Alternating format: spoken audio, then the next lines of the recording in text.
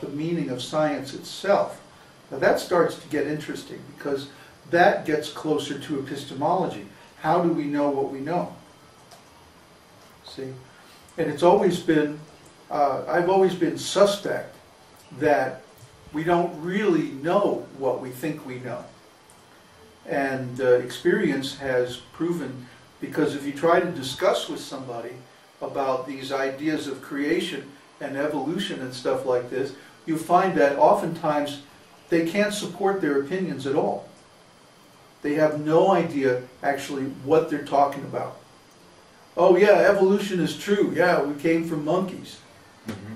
But then, can you prove it? Well, no. So if you hack at them a little bit, if you chop at their philosophy a little bit, you'll often find very quickly that they come to the end of their knowledge, so-called knowledge, and then one of two things is going to happen. Either they're going to get mad at you and try to drive you away, or they're going to go, oh, gulp, well, duh, maybe I don't know. Well, what do you think? You see, somehow you have to bring them to that point of asking for information. Then you can preach to them. Otherwise, it's a waste of breath. That's been my experience anyway. So just like when we go and gave these courses in Mexico City, we were getting 20, 30, 40 people in the course.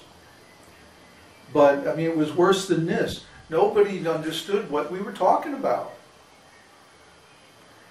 And all the questions we got indicated that they had misunderstood what we said before.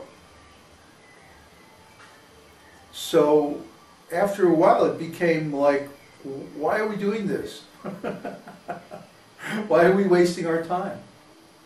And we decided on a change of strategy, that we're just going to promote broadly on the internet, and then when we find a few people who are really serious about learning this stuff, that we take them to some secluded location and have an intensive sadhana, intensive classes, intensive study, and try to bring them to the stage of teachers as quickly as possible.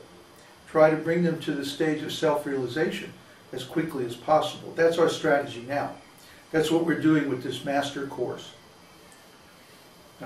So if you're really serious about learning this stuff, first of all, you have to convince me that you're serious by showing that you understand what we've been talking about so far. Ask intelligent questions about the context. This is also, Srila Prabhupada was very frustrated about this, because people used to ask questions that had nothing to do with what he was lecturing about. And then he would go, no, ask a question that's in the context. And oftentimes there weren't, they couldn't come up with any meaningful questions. But if you're thinking about what we're talking about, then you have to have questions, because we touch on such very important subjects. Unless everybody's just numb inside or something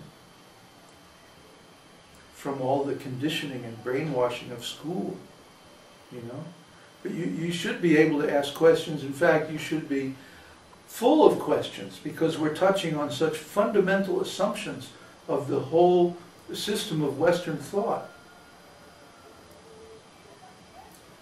Any more questions? Well, there is a question. Uddhava and I had the discussion, because Uddhava said that he is very unsure about preaching before self-realization. And so I said, well, if you have some realization, you can preach on that level. And so, but he doesn't really. Didn't we just have this discussion online? Yeah, and so, well, I said, look, Vishnu-jan and Ashitananda, they weren't self-realized, but they did some nice preaching that was necessary. And so he wants to know whether Vishnu-jan and Ashitananda were self-realized, or whether they trained any self-realized disciples. I don't know Achyutananda. I would guess that he's not self-realized because he fell down. The last time anybody heard, he was driving a cab on Long Island. So, but that doesn't mean anything. what is significant is that he has stopped preaching. He doesn't have a website, you know, he's dropped out completely. Vishnu John, of course, I believe that he was self-realized. I think he had love of Godhead. He acted like someone who had love of Godhead. And he didn't fall down. No? But he was placed in a very awkward position because there were people trying to prove that he was fallen. And also he knew things about the people who were who became his enemies. He knew things about their past that would discredit them. So somehow or other he was taken out of this material world.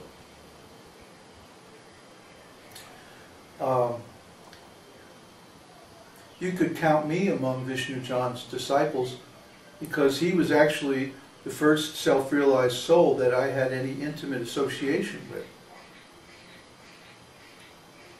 And it was because of that association that later on I was able to recognize others in India and like that. Actually, I haven't come across any self-realized souls in the West, except for him. Not since then. But in India, I met actually quite a few. But most of them don't preach. You see? Even if they're self-realized, they don't preach. So if a devotee has some realization, any realization at all, they can preach about that. Maybe they don't have to become fully self-realized, you know, or have Krishna darshan or attain prema. But if they have any realization whatsoever, they can preach about that realization. They don't have to wait until they attain full self-realization.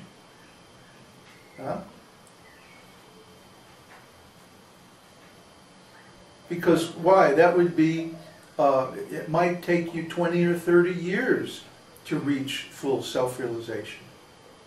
You don't know. Only Krishna knows.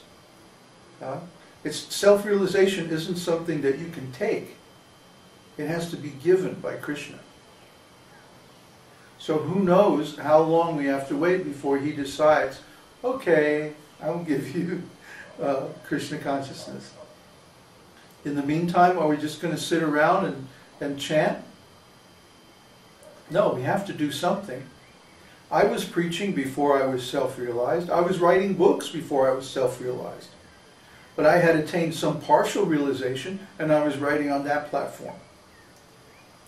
And so even if it might not be like the ultimate in self-realization, still it has some value, and someone will be able to benefit by it. It's just like I'm always chastising Florian because he doesn't want to write about his realizations. He said because they're not perfect or they're not good enough for something. Well, they're good enough for somebody. They're good enough for you. Yeah. So they have some value to somebody. Whatever level you're at, there are people who are above you and there are people who are below you. So whatever level of self-realization you've attained, and if you share from that level, somebody's going to find it valuable. So Uddhava asks, is there any obligation before full self-realization to preach? Is it something you must do? No, it's try to understand. Devotional service is all voluntary. Nobody can make us do it, not even Krishna. Will force us to do self-realization. So if we become self-realized, it's because we want to. If we do a particular kind of devotional service, it's because we want to. So preaching, if we do preaching, it's because we want to preach. We have a desire for it. Obviously, you have a desire for it. But that doesn't mean you have to wait until you're perfect. You're already on the path to being perfect. So you have something to share. At least you can share from that desire of wanting to be perfect. How many people have that? That's a rare thing in itself. Just because you haven't completed the process yet, that doesn't mean you can't preach. Of course you can. There's so many things that you have realized. Even if you haven't realized the topmost thing, there's a lot of things you have, so you can preach from that. Here he says, I'm scared knowing how blind I am. Blind man leading blind man. I can point them to you and like that. But Well, does that mean I have to do all the work?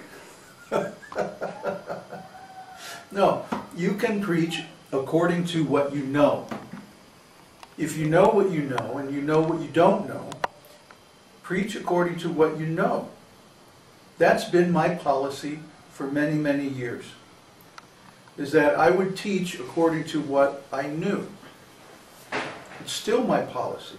If you ask me something that I don't know, like how do you balance a fuel injection system